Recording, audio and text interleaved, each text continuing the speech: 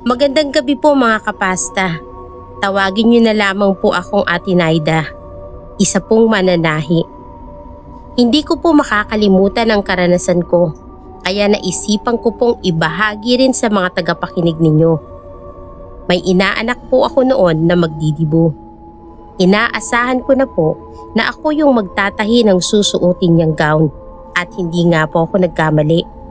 Pinuntahan ako ng kumari ko para sabihin ang tungkol doon. Dahil nga po inaanak ko naman, kaya ang sabi ko'y hindi ko nasisingilin nagbayad. Regalo ko na lang para sa kanya yung gagawin kong gown.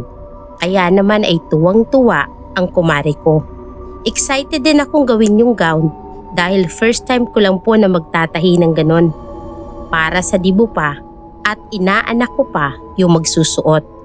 Kaya nasa isip ko ay bobonggahan ko talaga. Trinabaho ko na agad kahit medyo malayo pa yung petsa. Nung sa wakas ay matapos ko na, ipinasukat ko yun kay Jing. Siya po yung inaanak ko. May konting mali akong nakita, kaya ang sabi ko ay aayusin ko muna at tatawagan ko na lang siya ulit kapag maayos na sa tingin ko.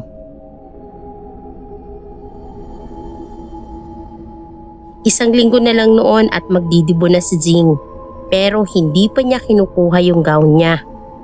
Nag-message siya sa akin at ang sabi, dadaanan na lang daw nila ng boyfriend niya sa Makalawa pagkatapos nilang mamasyal. Nung araw na sinabi niya ay maaga akong nagising. Sinilip ko ang gown sa kwarto kung saan nandun lahat ng mga tatahiin ko. Ganun na lamang yung pagkagulat ko mga kapasta. Dahil ang gown na tinahi ko para kay Jing ay tigmak ng dugo mula sa itaas hanggang sa ibabang bahagi nito. Hindi ko alam kung anong klaseng takot ang dumaloy sa katawan ko. Nagsisigaw talaga ako habang tumatakbong palabas sa silid na yon. Nataranta rin ang anak kong lalaki. Hindi niya kasi maintindihan ang sinasabi ko. Paano'y nagkanda utal-utal ako sa pagsasalita. Dahil nga sa nakita ko, kaya naman itinuro ko na lang yung silid na tahian ko. Dali-dali namang nagpunta ron ang anak ko at nagulat siya pagpasok niya dahil wala namang kakaiba doon. Marahan akong bumalik doon at nanlaki ang mga mata ko sa nakita ko. Maayos na nakasalansan ng mga tatahiin ko at ang mga natahi ko na.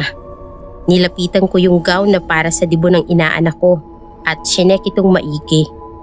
Hindi ako makapaniwala mga kapasta.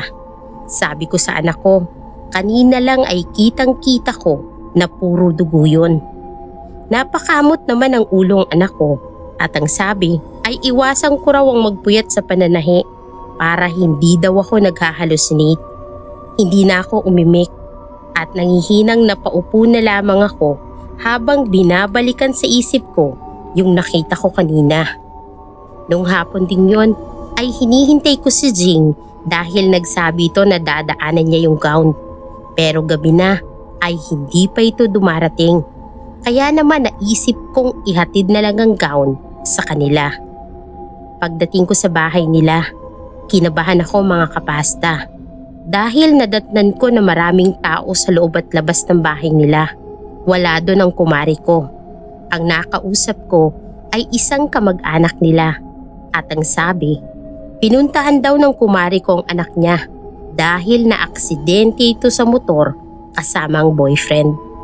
Kasabay ng matinding kabang dumadagundong sa dibdib ko ay naalala ko yung duguang gown ni Jing na nakita ko kaninang umaga. Hindi pa ako nakakaalis ay tumawag uli ang kumari ko sa kamag-anak nila para ibalita na dead on arrival na daw si Jing sa ospital. Pati na ang boyfriend nito. Nanlumo ako sa balitang yon. Napahigpit ang hawak ko sa gown ng inaanak ko at napahagulgul ako ng iyak.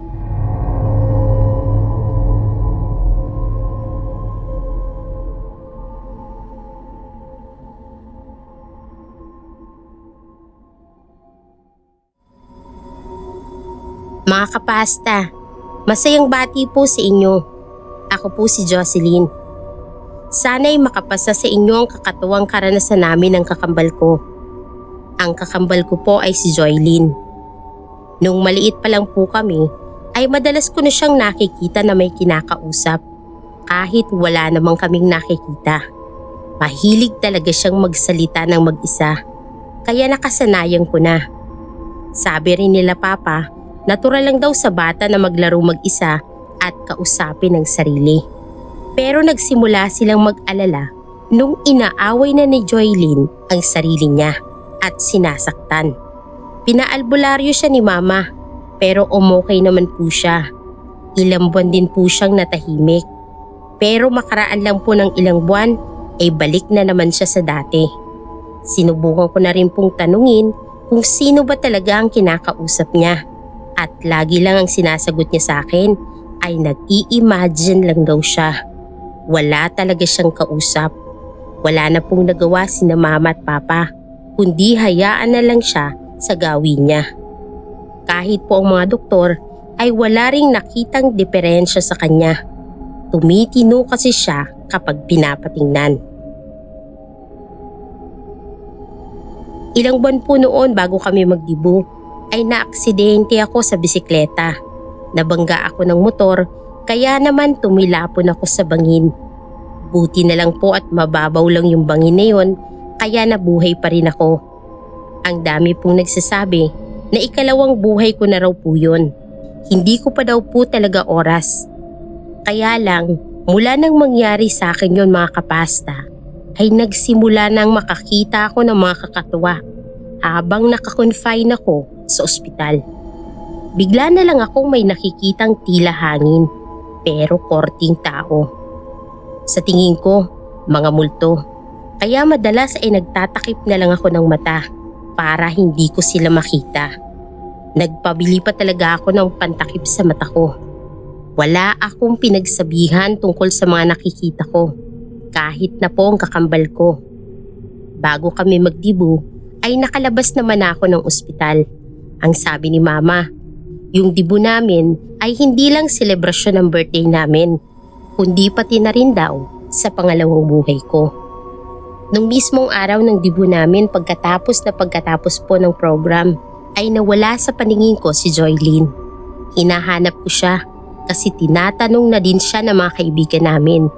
Bigla na lang kasi siyang nawala.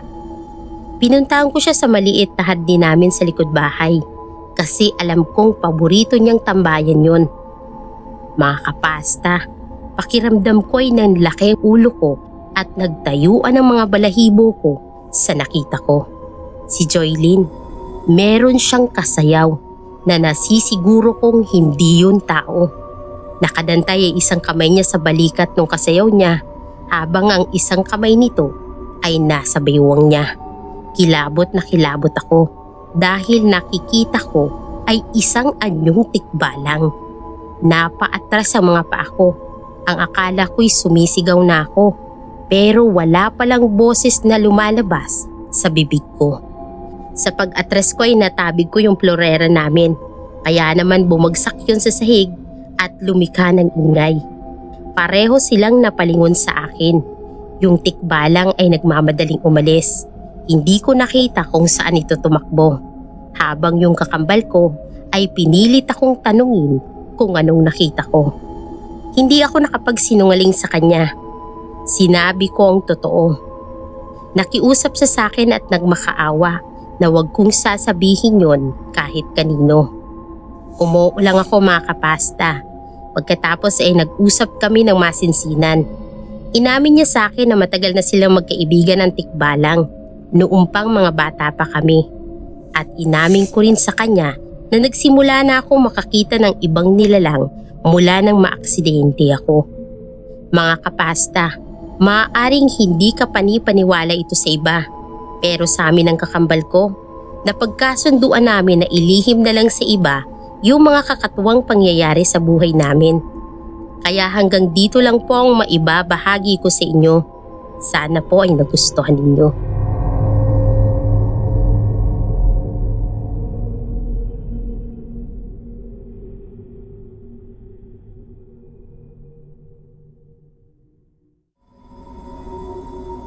Naniniwala po ba kayo sa mga aswang, kapasta?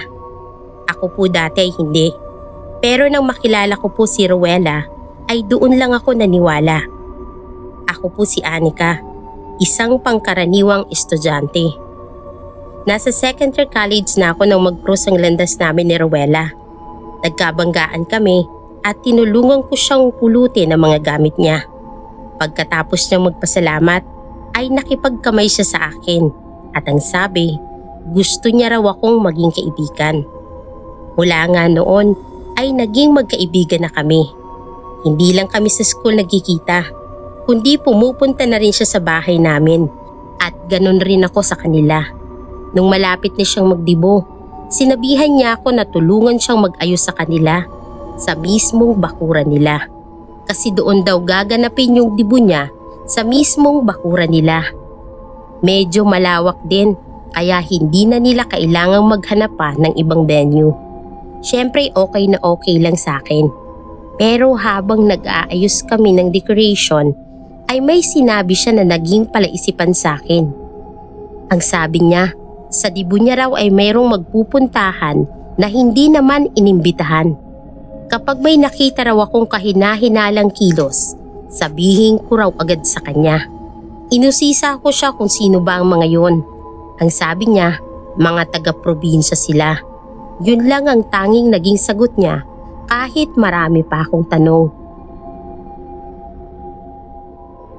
Pagsapit ng birthday niya, ay napansin kong aligaga si Rowella. Parang hindi siya mapakali. Sa isip ko, baka kinakabahan siya. Siyempre dibo niya. Tinanong ko siya kung hindi ba siya komportable sa suot niyang gown. Kasi panay ang lapirot niya sa gilid ng gown niya. Baka ka ako makati sa balat. Umiling naman siya at hindi naman daw. Natatakot daw kasi siya na baka magdatingan yung mga hindi niya inimbita. Ang sabi ko ay kumalma lang siya kasi kung magdatingan man yung mga yon ay nandyan naman ang mama at papa niya. Sila na ang bahala sa kanila. Hindi ko raw kasi naiintindihan kasi hindi ko kilala yung mga darating. Kaya nanahimik na lang ako at nag-obserba. Basta binilinan niya ako na kapag may napansin akong kakatuwang kilos, sabihin ko raw agad sa kanya. Naguguluhan man ako mga kapasta ay umuulang ako. Nasa kalagitnaan na ng selebrasyon nang mapansin ko ang mga taong may kakatuwang mga kilos. May dalawang matanda na nakatayo sa gate pero narinig ko na sinabihan ng papa niya yung kamag-anak nilang lalaki na wag yung buksan. Rehas yung gate nila kaya kita naman yung nasa labas. Tapos sa kabilang kalsada, meron ding mga tao ron na nakahanay ng tayo. Sa isip ko, ang weird nila. Nagulat pa ako nang mula sa halamanan sa likuran ay biglang sumulpot ang isang babae na nakaitim na damit. Tingin ko ay tumalon siya mula sa bakod. Tapos hindi siya tumayo. Sa halip ay gumapang siyang papalapit sa akin. Nang hilakbot ako kaya napatili ako sa takot. Nakuha ko ang atensyon ng lahat dahil sa malakas na sigaw ko. Dali-dali ding hinarangan ng mga kaanak ni Rowella yung babae at pilit itong pinapalabas. Nagkaroon ng komosyon nang nagpupumilit na ding pumasok yung mga nasa labas. Nakakatakot talaga kasi hindi ordinaryo ang pagkilos nila. Si Rowella naman ay nagmamadaling tinipon ng lahat ng mga bisita at pinapasok sa loob ng bahay. Pagkatapos ay ikinandado nila ang pinto. Takang-taka ang mga bisita sa nangyari. Ang sabi ng mama niya, kaaway daw nila yung mga yon. Kaya humingi sila ng paumanhin sa mga bisita. Samantalang sinikreto ako ni Rowella at sinabi niyang hindi sila pangkaraniwang mga kaaway. Mga lahi ng aswang daw yung mga yon. Mga kalahi sila ng papa niya. Pero matagal na raw nilang pinutol ang komunikasyon nila sa mga ito. Kaya natakot talaga siya nang sabihin ng papa niya na darating ang mga ito kahit na hindi naman imbitado. Marami pang sinabi sa akin si Rowella tungkol sa nalaman niya sa mga aswang. Kahit nasa dugo daw nila ito ay hindi naman daw sila pumapatay at kumakain ng tao. Pinili daw nilang mamuhay ng normal at tahimik. kaya lumayo sila sa angkan nila. Lumipas naman ang mga gabing yung kapasta na hindi nga nakapasok sa bahay ang mga kamag-anak nilang aswang. Nakaraos pa rin naman ang selebrasyon ng dibo ni Rowella kahit sa loob na lang mismo ng bahay. Kahit gano'n na nalaman ko ay hindi ko pa rin iniwasan si Rowella. Sa katunayan, hanggang ngayon ay magkaibigan pa rin kami.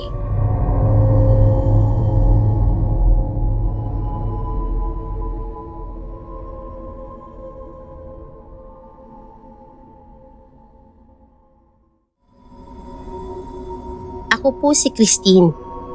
May nakakatakot po akong karanasan na gusto kong maibahagi sa inyo mga kapasta.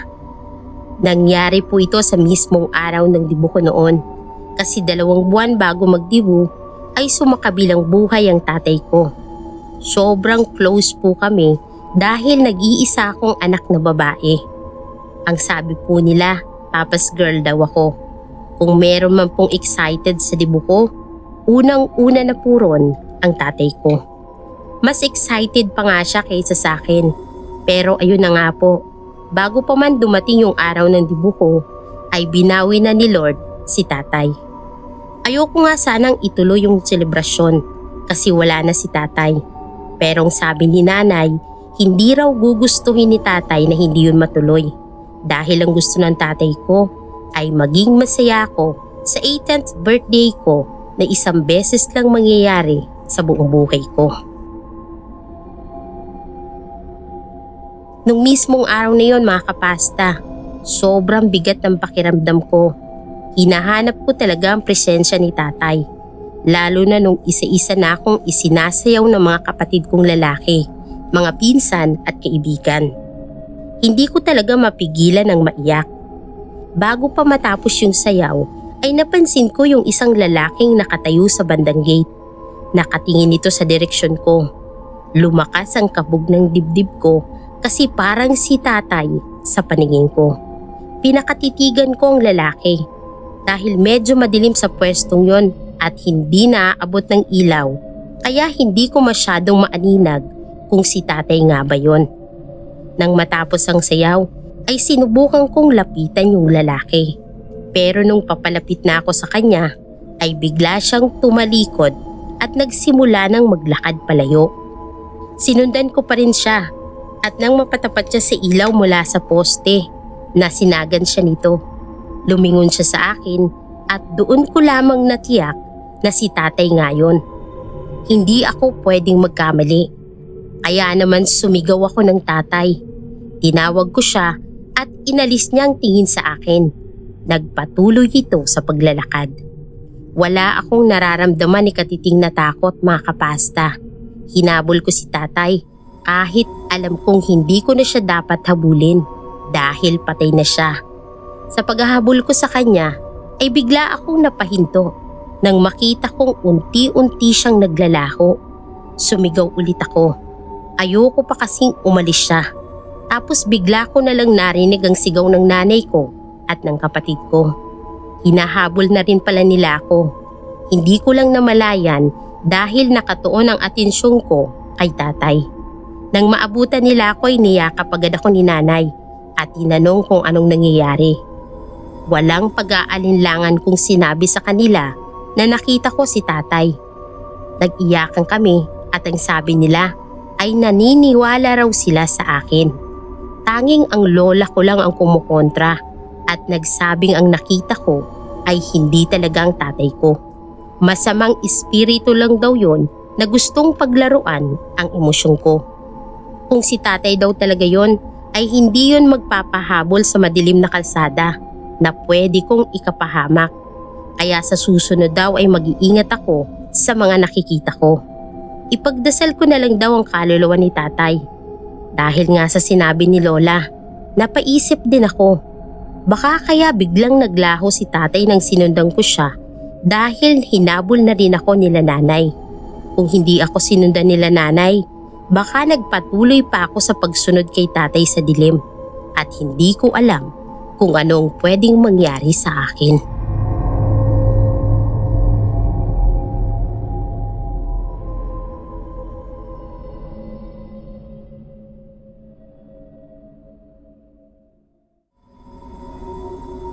Hello po sa inyong lahat mga kapasta. Ako po si Sarah Jane ng Pulilan, Bulacan.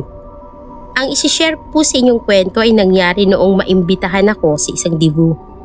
Dibu po yun ng isang kaibigan kong si Milet. Bigyan ko lang po kayo ng konting background ni Milet. Solong anak po siya at ang lolo niyang tumatayong tagapag-alaga dahil hiwalay na po ang mga magulang niya. Pareho na pong may sariling pamilya. Introvert po si Milet at mabibilang lang talaga sa daliri ang mga kaibigan niya na minsan lang din niyang samahan. Mas gusto niyang palaging nakakulong sa kwarto niya. Kaya nga po nagulat kami nang bigyan kami ng imbitasyon. Kasi ang alam namin talaga ay ayaw niya ng maraming tao. Ayaw niya ng selebrasyon. Pero dahil imbitado naman ako, kaya nagpunta po ako. Nadatnan ko na doon ang mga kaibigan ko. Maski yung hindi malalapit kay Milet ay naroon din. Naimbitahan din daw po sila. Hindi ko po nakausap si Milet dahil lang sabi nagbibihis na daw. Kaya naghintay na lang din ako sa upuan kasama ang iba pang kaibigan ko. Maya-maya lang ay nagsimula na ang programa ng party ni Milet. Naging maayos naman ang selebrasyon at naging masaya kaming lahat. Munti ko nang makalimutan na ibigay ang regalo ko. Pauwi na sana ako. Kaya naman pinuntahan ko si Milet sa kwarto niya para iabot ang regalo ko. Pinatuloy kasi ako ng lola niya pero natigilan ako mga kapasta. Pagbungad ko sa kwarto, nakita kong nakaupo si Milet sa kama. Nakayuko. Ewan ko ba, basta bigla akong kinilabutan. Kumatok ako kahit nakabukas naman ang pinto. Tapos tinawag ko siya. Ang sabi ko ay ibibigay ko lang ang regalo. Nakalimutan ko kasing ibigay kanina. Pero hindi umiimik si Milet. Nanatili lang siyang nakayuko. Dahan-dahan akong lumapit at inilapag ko ang regalo sa tabi niya. Sabay tanong kung okay lang ba siya. Pero hindi pa rin siya kumikibo. Naglakas loob na akong iangat ang ulo niya kasi baka akong napano na siya. Pag-angat ko sa ulo niya, halos mapatalon ako sa pagkabigla at matinding takot dahil nakatingin siya sa akin at ngumiti. Ang sabi ko'y wag naman niya akong takutin mga kapasta. Pero hindi siya nananakot lang dahil bigla niya akong hinablot at hinila niya ang dalawang kamay ko. Kaya naman napahiga ako sa kama. Tapos kinubabawan niya ako at sinusubukang sakalin. Nasangga ko lang po ng isang braso ang kamay niya habang yung mukha niya ay nag-iba na ang aura. Yung ngiti niya ay napalitan ng panggigigil ng bibig niya at yung mga mata niya nanlilisik. Tapos tumutulo pa yung laway sa mukha ko. Nasindak talaga ako noon. Todo sigaw ako habang nanginginig ang buong katawan ko at nahihirapan akong makahinga dahil sa sobrang takot. Pilit ko siyang itinutulak palayo sa akin. Buti na lang at nagpasukan sa kwarto ang lola at mga pinsan niya. Kaya nasaklolohan nila ako. Inilayo nila si Milet. Tapos inabutan ako ng tubig ng pinsan niyang babae at saka pinakalma. Nung makarecover ako, nalaman kong iginapos nila si Milet at tumawag sila ng pare. Kaya lang, wala daw pare at nasa seminar. Kaya ang albularyo na lang ang pinapunta nila. Ang sabi, sinasaniban daw si Milet, hindi ng dyablo, kundi isang engkanto na naninirahan malapit sa bahay nila. Umokay din naman po agad si Milet nung araw din yun. Pero ako ay nadala ko pa hanggang sa panaginip ang pangyayaring yun. Matagal din po bago ako nakarecover sa pangyayaring yun.